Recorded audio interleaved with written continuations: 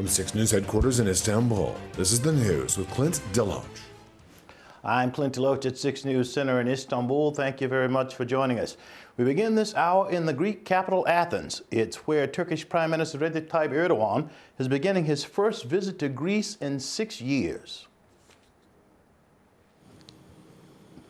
The Turkish leader and his wife arrived in Athens, greeted by a day of bright sunshine and high hopes.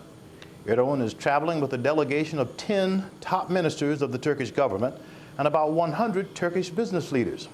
He's due to co-chair the first joint cabinet meeting between the two countries with his Greek counterpart, Prime Minister George Papandreou. Ties between Greece and Turkey have long been strained in a number of areas. The two countries remain at odds over territorial rights and oil in the Aegean Sea. They've also differed on how to end the division of Cyprus, divided since 1974 when a Turkish invasion in response to a military coup backed by Athens. Before departing for Greece, Erdoğan described his visit as being an historic importance.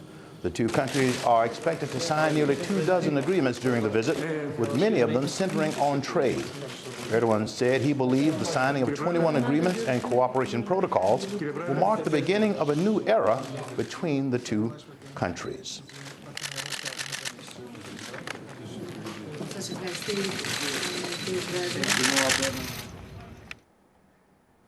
We're going to take a closer look now at Turkish Prime Minister Erdoğan's trip to Greece. Professor Hüseyin Işıksal is a lecturer in international relations. He's an expert on relations between Turkey and Greece, and he joins us from northern Cyprus. Professor Işıksal, thank you for being with us. Thank you. The Turkish Prime Minister is now in Athens. How important is this visit? Well, it's quite important because both leadership named this visit as the beginning of the new era between the two nations on the basis of good neighborhood.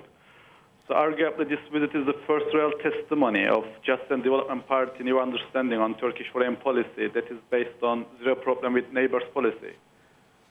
Now, the Greek Prime Minister, Mr. Papandreou, has sought to better relations with Turkey.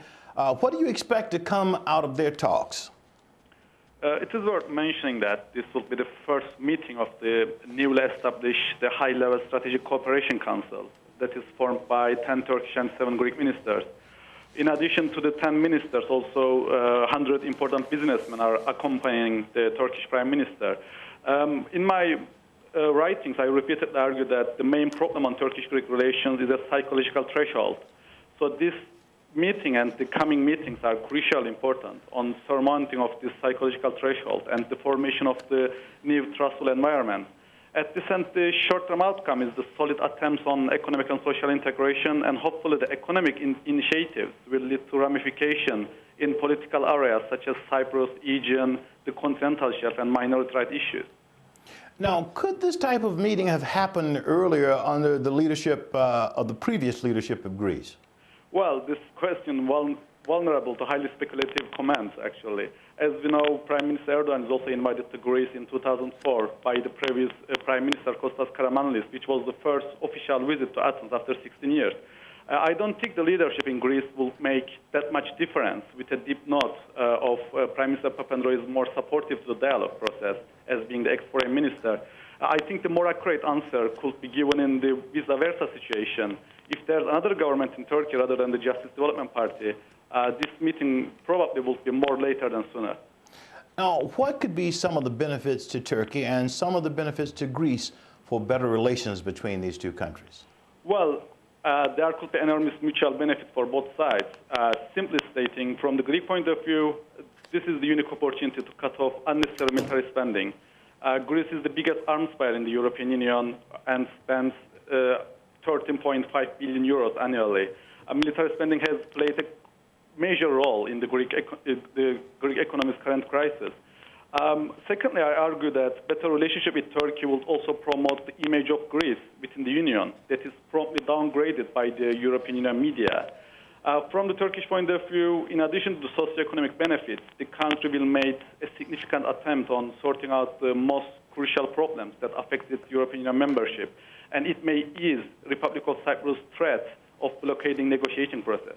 Now, you mentioned Cyprus. That issue certainly is expected to be discussed here. Can they push ahead with reconciliation despite the recent election of a more hardline approach in the Turkish Cypriot leadership? Thank you for this question. Actually, this question itself is a topic of another agenda and discussion. The concise answer is both yes, and they have to. In my opinion, after the election of Dervisheroglu as the new Turkish Cypriot president, the Greek Cypriot administration thought that they would have a reasonable justification on escaping from the negotiation table, which could be put off by these two leaders. So at this end, these two leaders' role is quite significant. Professor Işıksal, lecturer in international relations, thank you. You're welcome. Staying now in Turkey.